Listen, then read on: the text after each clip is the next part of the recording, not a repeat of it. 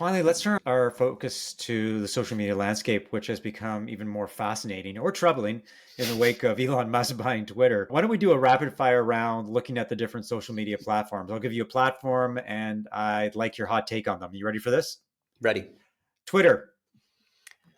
Sadly on the decline, badly disrupted, future uncertain, yet very, very relevant, useful place for networking, for conversation, for research, and for connecting with truly influential people beyond social media, such as journalists, thought leaders. Perspectives are formed on Twitter. It's a globally important network, even for things like democracy.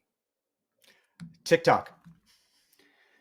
Very, very powerful. It's an incredible innovation to pay less attention to likes and more attention to people slowing down their scroll. Expanded far beyond the dance video, leveraging the power of short form video. Really a new niche that is rewarding those who embraced it early.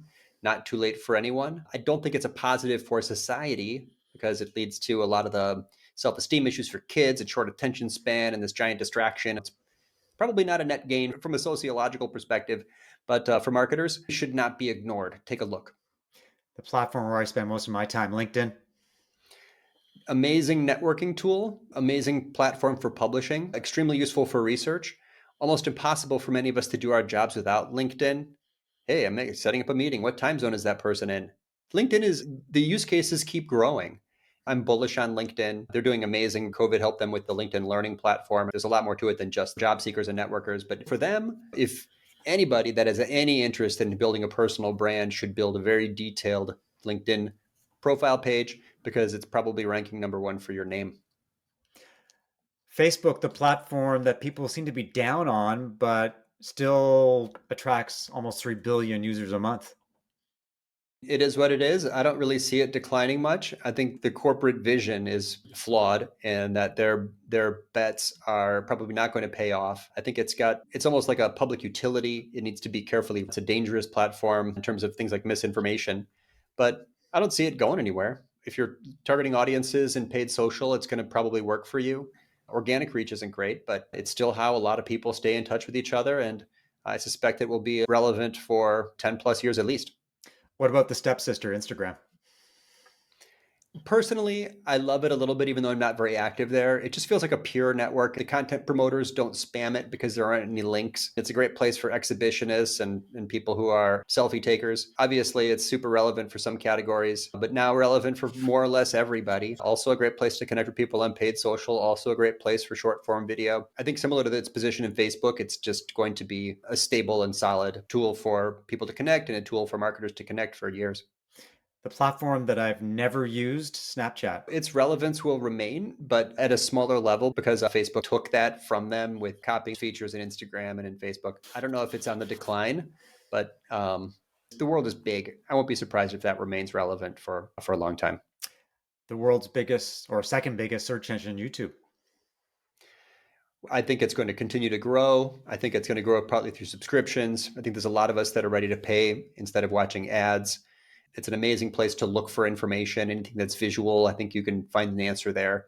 So it functions as a search engine. It functions as a social media network. It functions as a TV channel. It is probably the targeting is very lucrative for people that have figured out how to find their audience there. YouTube videos appear in Google search results, so the reach is far greater than you might think. With very little effort during COVID, I just started putting videos on YouTube and the results are breathtaking. I'm always amazed. So YouTube is probably something that most brands should be using. If you're using video at all, it's a no-brainer. Pinterest, the mega social media network that seems to operate very quietly, but nevertheless has a very sticky and active community. I think actually it's special, and I understand it better now after some recent conversations. People using Pinterest, it's not just top of the funnel, it's middle of or bottom of the funnel place because you're using Pinterest frequently because you want to make a change. You're planning a project, you're thinking about what to do or what to wear or what to make or how to make it or what it looks like. So people click Pinterest boards sometimes because they have commercial intent. That is very different from most social networks, right? A lot of activity in social networks is just 100% top of funnel. No one there has really any intent. People in search are busy. People in social are bored, except Pinterest. Those people are actually ready to embark on a creative project. And last one, the wild card or the one that B2B marketers would dip their toes in because they're afraid of getting penalized is Reddit. Oh, boy, it's still going, right? I think it's probably more popular than ever. You can't really use it as a marketer without getting attacked by the Redditors. The spam radar is way up. I've been punished where someone took one of our articles and put it on Reddit, and everyone decided it was unoriginal, and they downvoted it and left a bunch of negative comments. I didn't even post it there. It wasn't me. Mm. I never said it was a original thing. Like it was just something short that I had written that answered a question people kept asking me. But I think that it's an excellent tool to see what's getting traction. You can spot trends early. We have to filter ourselves, right, when you go in there, because it's kind of a mess. But people who use it love it, and it's how a lot of people start their day on the internet.